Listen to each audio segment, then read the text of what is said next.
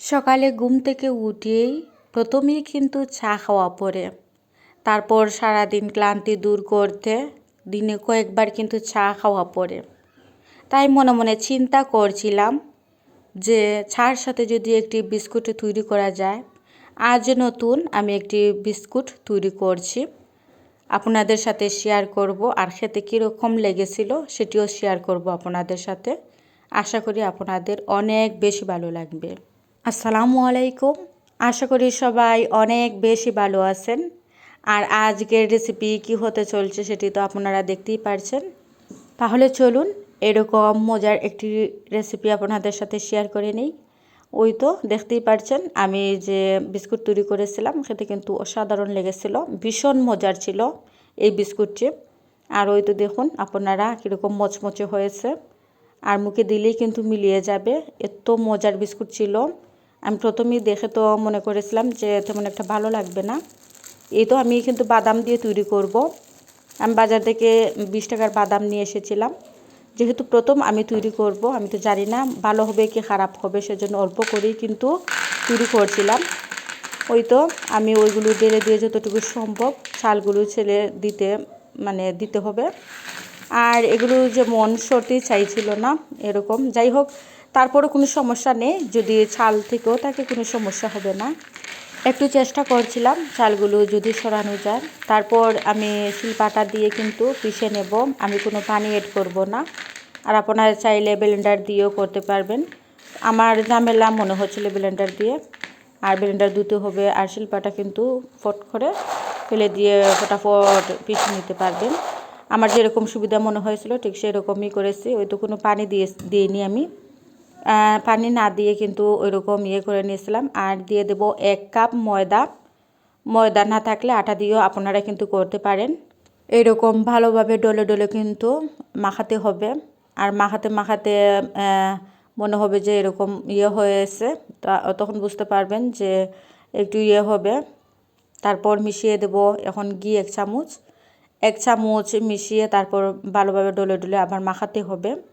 মাখিয়ে এখন দিয়ে দেব বেকিং সোডা, বেকিং পাউডার অল্প পরিমাণ দিয়ে দেব। হাতের কাছে না থাকলে এগুলো না দিলেও হবে, কোনো সমস্যা হবে না। আর দিলে কিন্তু একদম মচমচে হয়। ওই তো তেল আমি যে কাপে, ছোটো কাপ কিন্তু এটি প্রচণ্ড ছোটো, আর ওই ছোটো কাপ দিয়ে 1 কাপ দিয়ে দিলাম তেল। আর এখন দিয়ে দেব 1 চামচ চিনি। আর বাজার থেকে যখন আমরা এরকম নাটি বিস্কুট কিনে আনি তখন দেখবেন হালকা একটু মিষ্টি মিষ্টি ভাব থাকে, সেজন্য একটু চিনি এড করে নিলাম। আর যদি আপনারা বেশি পছন্দ করেন তাহলে বেশি দিতে পারেন, আর কম চাইলে কমও দিতে পারেন, আপনাদের চাহিদা অনুযায়ী দিবেন। আর আমি একদম কম মিষ্টি খাই, সেজন্য একটু কম দিয়ে দিলাম। আর এরকম ডলে ডলে কিন্তু মাখাতে হবে। মাখিয়ে এরকম ছোটো ছোটো করে আমি করে নিচ্ছিলাম, মানে একদম ছোটো ছোটো করে একটি সাইডে রাখছিলাম। এরকম ছোটো ছোটো করে সম্পূর্ণগুলো কিন্তু এরকম করে রাখবো আমি। আপনারা চাইলে কিন্তু অন্যভাবেও করতে পারেন, আপনাদের চাহিদা অনুযায়ী শেপ দিতে পারেন। আর আমি আমার চাহিদা অনুযায়ী দিচ্ছি।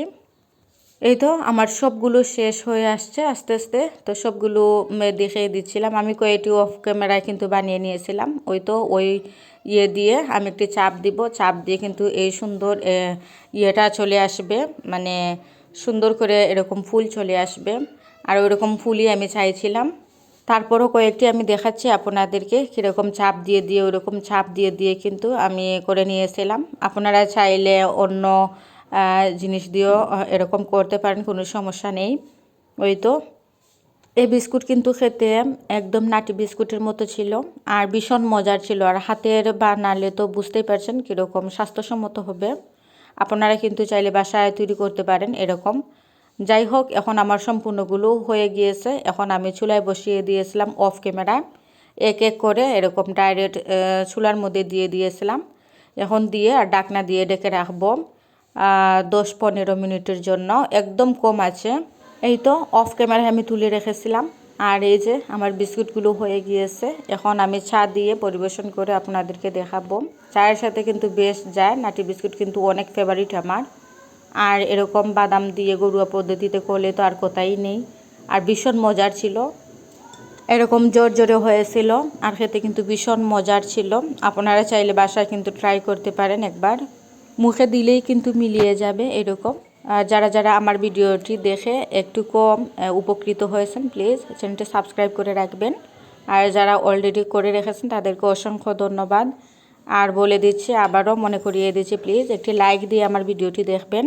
আর আমাদের পবিত্র রমজান তো চলেই এসেছে, আজ তো সেহরি খেয়ে তারপর রোজা রাখতে হবে।